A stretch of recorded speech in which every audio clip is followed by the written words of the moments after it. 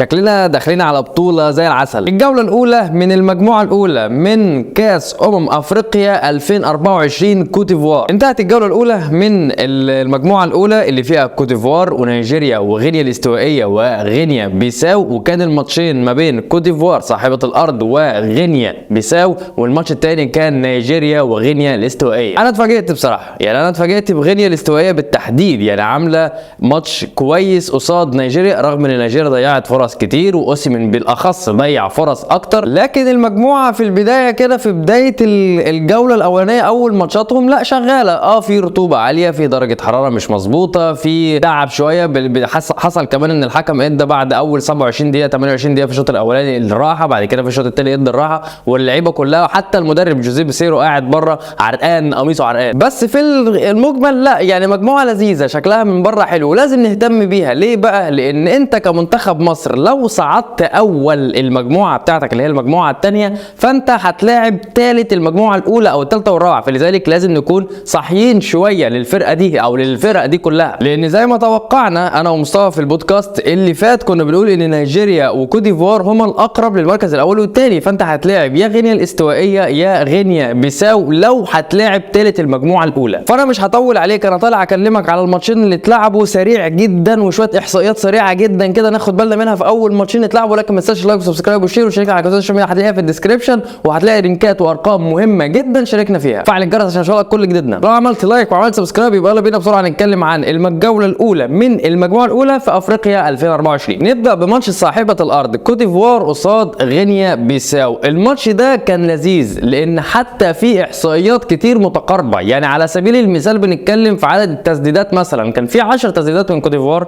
وكان في 10 تسديدات من غينيا بيساو، لكن الاستحواذ كان مع كوت ديفوار وكوت ديفوار فازت 2-0. وبعد النتيجه بتاعت نيجيريا وغينيا الاستوائيه اللي هي خلصت 1-1 تعادل ايجابي، في بالنسبه لنا دي كانت مفاجاه، لان انا كنت قايل ان نيجيريا المفروض ان هي يعني هتطلع، يعني المفروض ان هم هيتنافسوا مع بعض على طول على مين الاول ومين الثاني هي وكوت ديفوار. لكن ترتيب المجموعه دلوقتي بتتكلم في كوت ديفوار اول، بتتكلم في نيجيريا وغينيا بيساو ثاني وثالث، غينيا الاستوائيه وغينيا بيساو الرابع. بتتكلم ان كوت ديفوار عمل كميه باصات كبير جدا، بتتكلم في 567 باص اتعمل من منتخب كوت ديفوار بالدقه 87%. لكن على الناحيه الثانيه كان عدد التمريرات اللي حصلت من غينيا بيساو 357 تمريره بدقه تصويب او بدقه تمرير 82%. معنى كده ان انا يعني ما اهملش قوي غينيا بيساو، مش هقول ان هي فرقه عبيطه يعني وخلاص، لا واضح ان هي ممكن تعمل حاجه، ممكن لو صعدت في التوالت ممكن تصعد احسن توالت هي او غينيا الاستوائيه، لان هم برضه عملوا اداء. فلو جيت اكلمك على الماتش الثاني اللي هو نيجيريا وغينيا الاستوائيه اللي هو الماتش الثاني من المجموعه، فعايز اقول لك ان النهارده المبادره كانت من غينيا الاستوائيه ما كانتش من نيجيريا. نيجيريا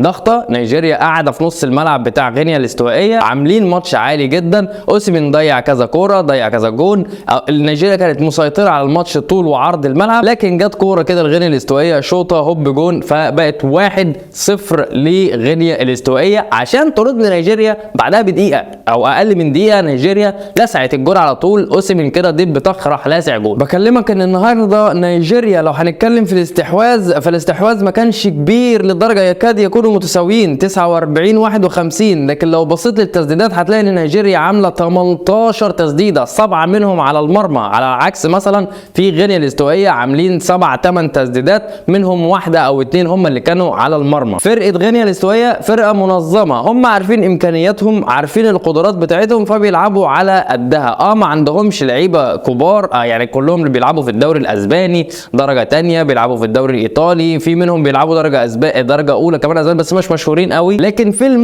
المجمل منتخب يعني كويس، مش هقول لك ان هو منتخب ضعيف قوي هلاهوطه يعني، ولا هقول لك ان هو منتخب فشيخ، لا هو منتخب عادي. هي المفاجاه عندي ان الماتش خلص 1-1، مش المفاجاه ان نيجيريا ما عملتش، لا هي نيجيريا عملت باصات وعملت تمريرات وعملت شغل عالي وراحت كذا مره للجول.